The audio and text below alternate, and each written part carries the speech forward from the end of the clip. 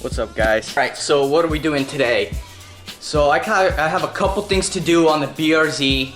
First of all, I need to fix the bumper where, if you saw the previous video where I put in one of those quick latch things, I don't know, yeah, they're called quick latches, and the bumper was still not fitting correctly, or was still popping out, and I said I need one more so I can put two next to each other. I just think if I adjust it and I move it a little bit to the right, it will pop in, because I think it's putting too much pressure on the edge, and the edge is popping out. So I think when adjusting I can get it right. Then I also need to fix one of my side markers because the little clip broke, so I'll fix that. And lastly, I think I'm gonna be raising the car because I think it's way too low. Doing the finger test, I can fit one finger, and honestly for autocross, that is not the best because you need some like body roll to get more traction, considering how many tight corners there are. And I can't even soften up the suspension without like almost bottoming out. So I'm gonna be raising it, and yeah, that's pretty much it. So we're gonna get the bumper. The first thing we're gonna do is fix the bumper, because I think that's gonna take a little bit of fiddling with. And yeah, let's get going. Alright, so this is what I'm talking about. As you can tell, it comes in nicely right here, but this edge right here keeps popping out. And if I push it in, you can see how it's not really, it's actually not aligned. It's actually farther, this part is farther out than this. Therefore, there's no way it would ever pop in, because it would just, all the pressure would make it pop out. That's why like having another one right here would force it to go in. But I think if I move, actually I have to unbolt most of the stuff, it doesn't just pop out easily.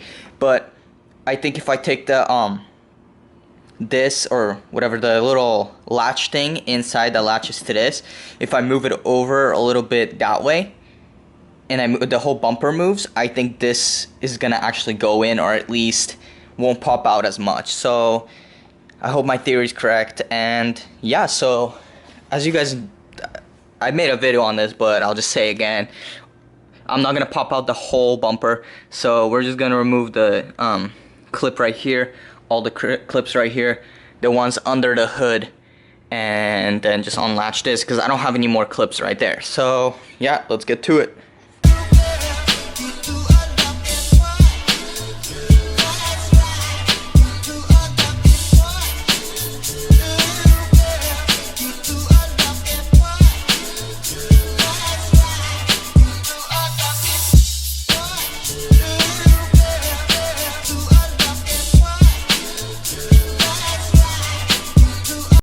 Alright guys, so I drilled it out more and I moved it over. So the hole was about, like, I guess it moved over about 3 or 2 millimeters. And when I put on the bumper, I just test fitted a little bit. It looked a lot better. So far so good. Hopefully it doesn't just like get loose and move back to its spot. That's what I'm worried about. But I can't really move it more farther out to the right because there's like an edge right here, if you can see, and that's not gonna work. That's just not gonna work. You can't just like drill a hole on the edge of something. So yeah, hopefully this works, and I'll be really happy if it does. So let's get the bumper back on. Alright guys, so it actually worked. It is beautifully fits now, nothing's popping out. As you can see, there's still some wiggle room. Perfect. Yep, so I guess one works fine, so I'm just gonna get one more. Put on this side so it matches, because this side's popping out a little bit too. And I'll be all happy. So now we gotta fix my side marker right here, which is in the car. What I'm talking about, look how dirty this thing is anyway. But this is what I'm talking about. This thing breaks off. As you can see, it was already like glued on there, and it pops out. And so far, I don't know how, but every time I like, this kind of breaks, it's still there. And because if I lose this, I don't really have another one, so it will suck. But every time I've gotten lucky where it's just like hanging on something or just laying there, because usually what I do is actually get it caught on that driveway curb right there, because it's like it's on a hill, and that's what I usually hit it on. But I also sometimes just, you know, I don't know, hit potholes and stuff like that, and it pops off. So we're gonna go fix that again, and yeah, this is probably gonna be my like 10th time fixing this.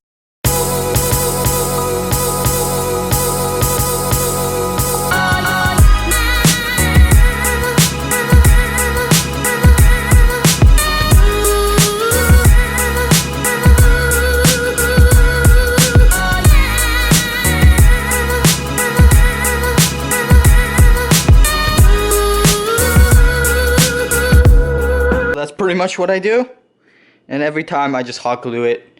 And look, Rocky, I fixed it. Look, do you see? Look, I fixed it. Is it good? Oh, all right. He approves. He approves of the hot gluing. We're gonna raise the car, because as you can see, that is some crazy fitment. Like, I can't even go farther than that. For some of you, that might be like perfect stance, but if you look, that's literally just about like it's millimeters from touching the tire. So, and same thing for the back. Yep, so we're gonna fix that. Alright guys, so I got the wheel off, and now we're gonna adjust the coilovers. So I got the Godspeed coilovers. I forgot what they're called. Godspeed, I don't remember, something N1, I don't know. Anyways, most of you are probably running coilovers, so you know how this works. But if you don't, adjustment, you got these two tools, which are, one is smaller than the other, and one is to loosen the bottom right here, and then the rest is to loosen these two. So how you adjust them, don't just you don't have to actually take the whole coilover off. You can loosen the bottom and raise it however high you want it to be, and then you loosen this and you just twist the top. If you didn't loosen the bottom, you would be changing the tension in the spring. So I'm just checking. I thought it was loose, but no, we're good. So you have to loosen this, raise it up however you want. Since you're raising it, it's really easy to gauge it how much you want it, because like raising it wise, I'm gonna raise it up to the top, and then I'm gonna start twisting this part, and then we're gonna raise it back up. But if you were lowering it, you would have like up here, so you have a bunch of threads left, and you keep twisting it until this reaches the bottom. So that's how you gauge it off. If you were lowering it, it's much easier, but yes, that's pretty much how it is. So if you aren't getting, because I'm catching that this might be confusing, but loosen these two and this one, and then start twisting the top. There you go. That's pretty much it.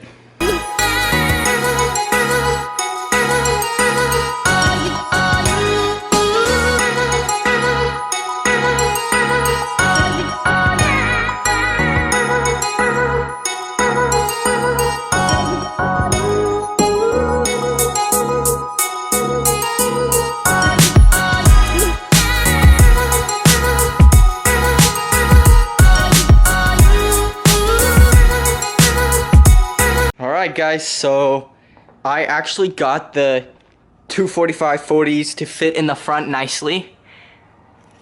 It might look bigger than it is, but this actually isn't that much of a gap. Actually, it looks pretty bad. But once the suspension settles a little bit, it should be better.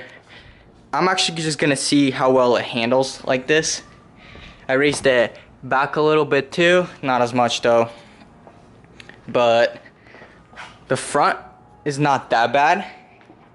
And yeah, now we can actually test out the tire and see how it handles on the front, so I can actually see how well the tires handle. Yeah, it's pretty meaty setup. So that's probably gonna mean actually I can put a 255 in the back. So I'm pretty hyped about that. And then I'm just gonna leave these right here.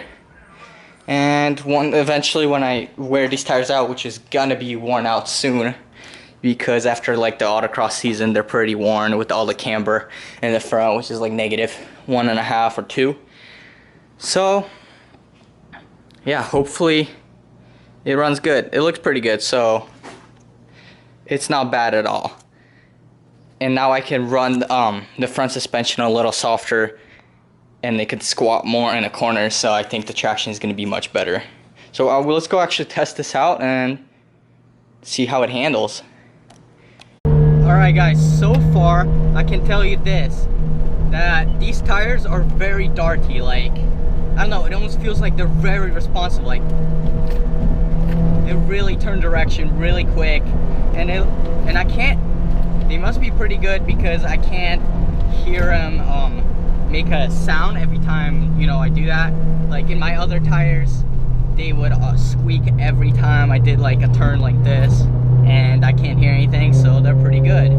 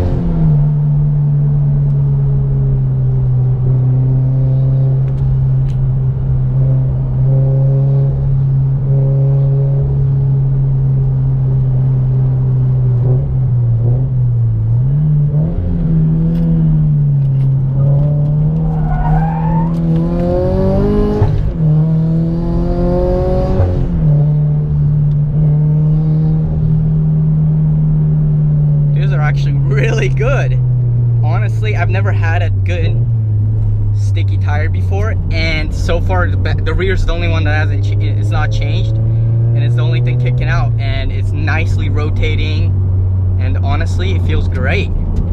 The turn-in is great, and I feel like it has like good responsiveness, but the tire's kind of, I wouldn't say like dead in some aspects, but it is a little bit numbish, like the feel in the steering, like midway through a corner, like you can't really you don't have any feedback from it. But like the turn in is good, and then coming out is good, but like when you're in the middle, it kind of, I don't know if you guys know what I'm talking about, but it's kind of, you can't really feel any feedback halfway through a corner. Like, it doesn't give you any good feedback, so that's the only other complaint. But other than that, these things turn beautifully. And we're gonna have to turn around and